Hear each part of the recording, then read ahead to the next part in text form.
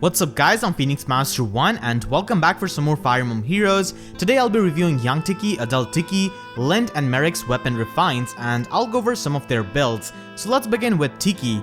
I had another bad dream last night. Both versions of her got the same weapon refine, and just like Mystery of the Emblem, Breath of Fog is effective on other dragons. It also has Renewal 3 built into it, and it does adaptive damage to ranged enemies. Upon refinement, it gives you attack defense bond which works within 2 spaces of a sword or a dragon ally, and this refine is likely to reference Marth with the sword condition and Bantu with the dragon condition because Tiki had a close relation with both of them, and dragon effectiveness of this weapon is quite amazing for giving them an advantage over other common dragons in arena while also doing adaptive damage to ranged enemies which Falchion users cannot do. It does come at a cost though, which is loss of lightning breath plus and pretty much just encounter. The inbuilt renewal is actually wonderful for their enemy face skill sets because that can help them greatly for getting back into the quicker post range. The problem with any sort of refinement of this kind is that it restricts your team building in a way, and both Tikis are red dragons, so if you run a sword unit, that's 2 red units on your team, and that's not always preferable. It's usually much better to use a dragon with her that can cover another color. Comparing their stats, Young Tiki has a more balanced stat line which could be built for player phase, and Adult Tiki hits much harder, and her high attack can be used with the help of Heavy Blade Sacred Seal, as you guys will see. Now we'll take a look at Breath of Fog versus Lightning Breath, and this could help you decide which breath you want to run on your Tiki. First of all, because of Breath of Fog, you can one-shot green dragons like Myrrh and Grima in the player phase even if they are at plus 10 merge and if your Tiki is unmerged, which is absolutely amazing because in enemy phase a plus attack bullfighter Grima will still do a number on your Tiki and can even take out your Tiki in some cases.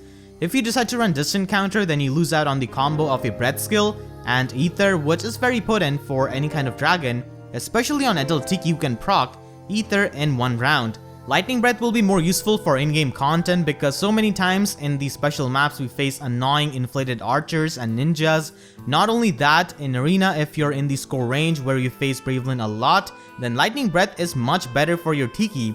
Breath of Fog for arena perspective is much better if you're in the high score range of tier 20 because there you'll be facing a lot of armor and dragon units mostly, so the absence of this encounter won't be that big of a detriment, but still you will be missing out on retaliating against units like Halloween Jacob and Winter Tharja who are still common in that score range.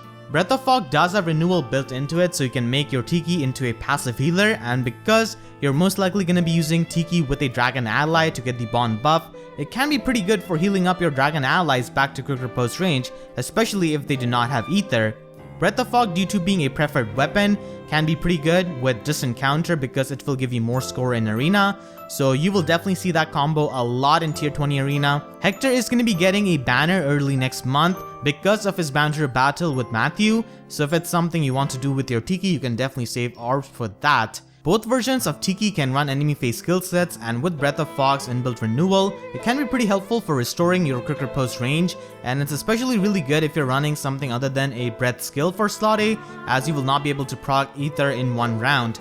Young Tiki is slightly better user of Breath of Fog because of her balanced stat line and the fact that she can utilize her speed in a way to double low speed dragons and minus speed dragons that you see in arena, and Adult Tiki can run more nuking sets because of the attack buff that she's going to be getting, and usually the dilemma is going to be with Adult Tiki because she's much easier to invest into and already has Lightning Breath at her disposal. But if you want to run a Dragon Emblem team as your main arena team, then there is no reason for you to not go with Breath of Fog and it's refined because you will already have other dragon allies who will mostly have distant counter breath like Novi for instance, and can help you get rid of other dragons and also support them with the healing if you decide to make your Tiki into a passive healer.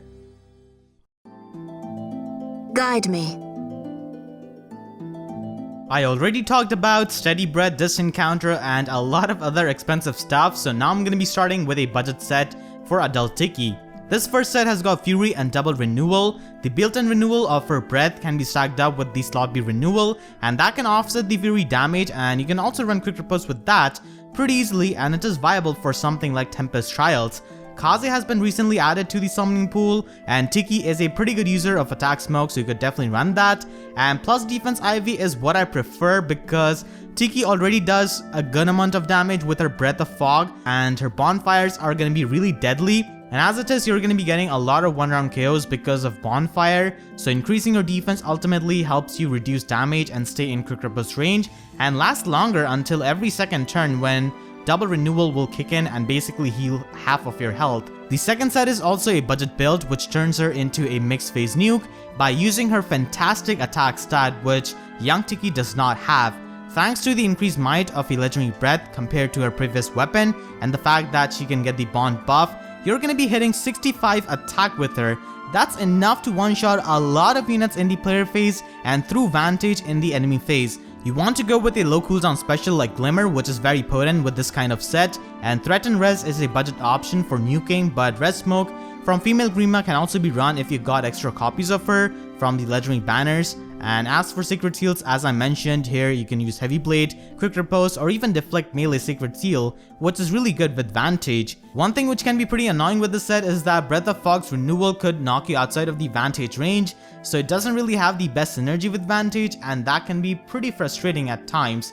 The third set is an expensive set because of requiring close defense. Basically with Heavy Blade Secret Seal you can proc Ignis every round, and she can reach 46 defense and fire off 36 damage Ignis, which is extremely powerful. Plus attack IV is preferred with this set, and you can hit 59 attack with the bond buff, which is plenty to proc Heavy Blade for the most part. And attack smoke Slotsy skill has got good synergy with Heavy Blade, and the thing about this set is that Ignis damage can be helpful in one round queuing blue units, but a lot of the times for other matchups it can be a big overkill, and in those matchups you will probably miss having Bonfire instead and close defense Secret Seal. And the next build for her utilizes attack respond to give her a powerful enemy phase skill set. As it is, you're going to be getting plus an attack from both bond skills, so you could run plus defense IV for better bulk. The next build for her is similar to the third build, but it uses Ether. So triggering Ether in one round with Steady Breath or Warding Breath set leads to less healing because Tiki already does high damage on her first hit, and now she does even higher damage because of this legendary breath and the bond buff. So the idea with this build is to fully charge up Ether with Heavy Blade in one round in the enemy phase and then nuke a full health enemy with Tiki's high attack for maximum healing with Ether in the player phase. With Distant Counter, this build gives you most arena points. You can also run Fury for a budget option over Distant Counter, and because of Ether's healing, Quick Riposte won't be all that bad with Fury. The sixth set is a budget build which utilizes Renewal in her weapon, and it's good for the people who lack Fury fodder, and just allows her to be a solid passive healer with double Renewal and Ardent Sacrifice, which is pretty useful for Tempest Trials. And with her high attack and adaptive damage, you could easily one-shot some of the ranged enemies in Tempest Trials. The final build for her is a standard breath set with Ether, and it's nothing really too crazy. With merges, it's better once again for the people who score high in tier 20 arena, where they face nothing but armors and dragons, and Tiki will be able to proc Ether in one round, and she already receives attack buff from her bond skills, so that's why plus defense can be run on her to increase her bulk.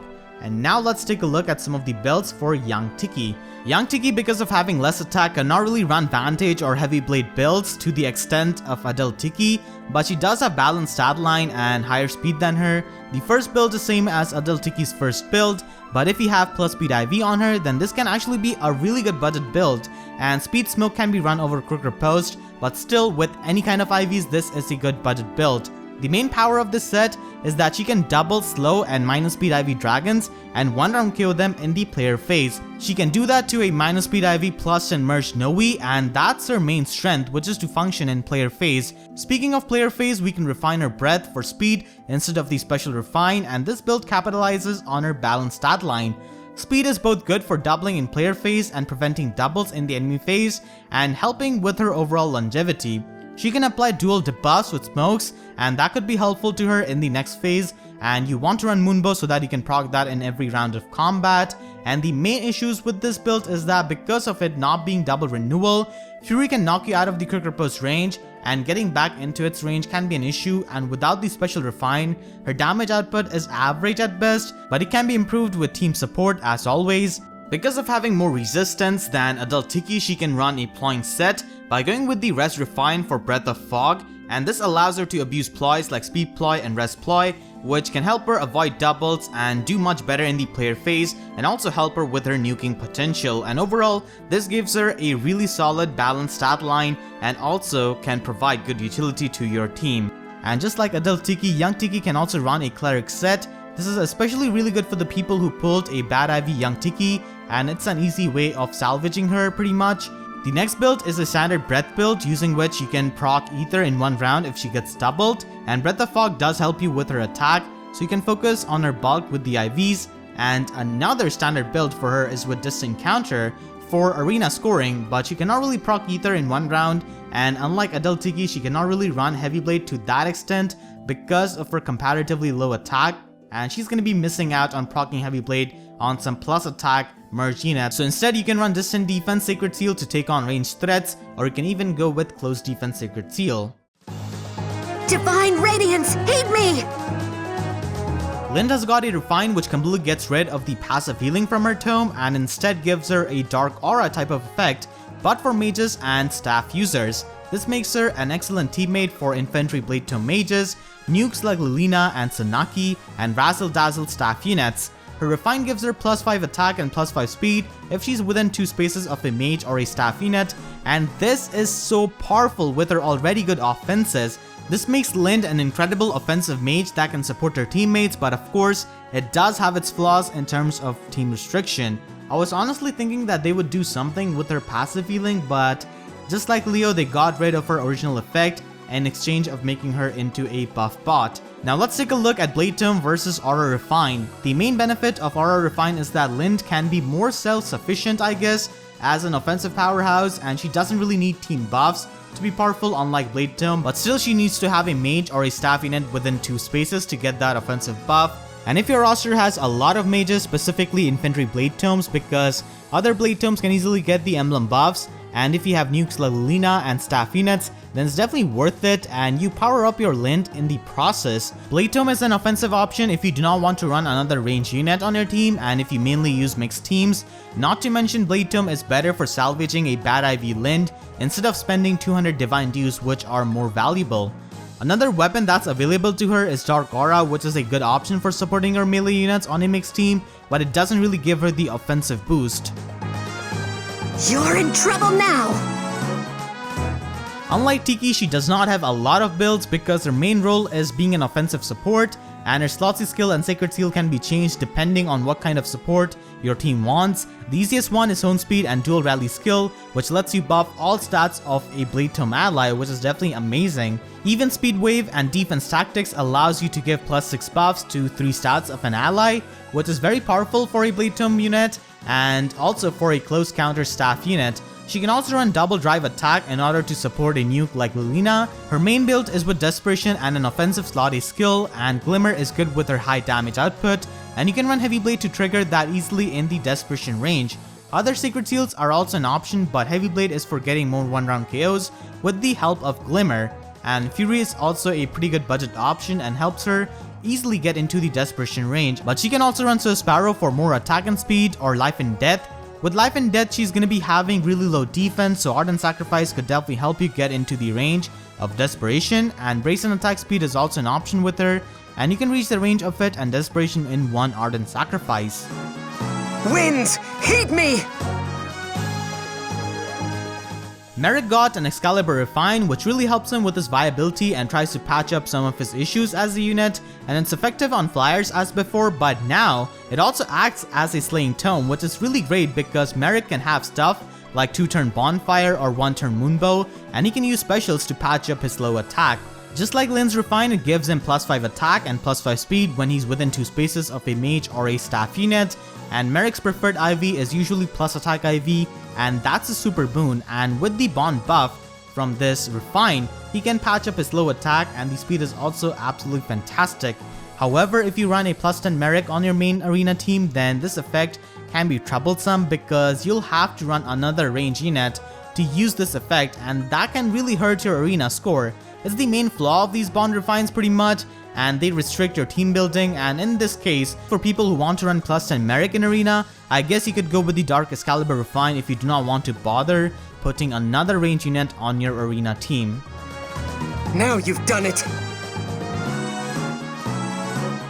Merric is one of the best mages to run close counter on, and his balanced stat line after close defense and Excalibur is not really top tier, but it's decent to get the job done. And this is a good build if you want to make him your merge project, but once again, if you want to use this effect in Arena, then you will have to use another range unit. And because of the Sling Tome effect, he can trigger Bonfire in every round of combat, and this is pretty much his best set. Go with plus attack IV as it's a super boon, and minus resistance as his bane because it's low as it is and you don't want to run minus HP IV as it will reduce his physical bulk. He can also run a standard offensive budget set. With his bond buff, he can function pretty well as an offensive mage, reaching 51 attack and 43 speed, which is once again not really top tier, but it's good for Merric. And he certainly gets outclassed in this offensive role by Blade Tome mages like Nino, but still this is a viable set if you do not want to run close counter on him. And his final set is very expensive build with attack speed bond. He can stack this up with his refine and get +10 attack and +10 speed, which makes him really offensive. And Wings of Mercy can be used for teleporting around, especially with a Fury Mage who can be at low health, and also enable buffs in his weapon. And the main issue with this set is that it takes a lot of positioning to give Merric full power. While using Wings of Mercy, you also need to make sure that he's within 2 spaces of a staff unit or a mage so that he can get the refine buff, and that can be pretty annoying at times. The first few bond refines felt pretty nice, like with Sanaki's refine, but now it has become a trend. And as I said before, I'm not a big fan of these stream restrictions, but I would like to know what you guys think about these refines and if you're going to be investing into any of these units. And that is going to be it for this video. I hope you guys enjoyed. If you did, then please be sure to leave a like. And if you haven't already, then make sure to subscribe for more Fire Emblem Heroes content. And with that being said, I'll see you guys next time. Thank you so much for watching and have a great day.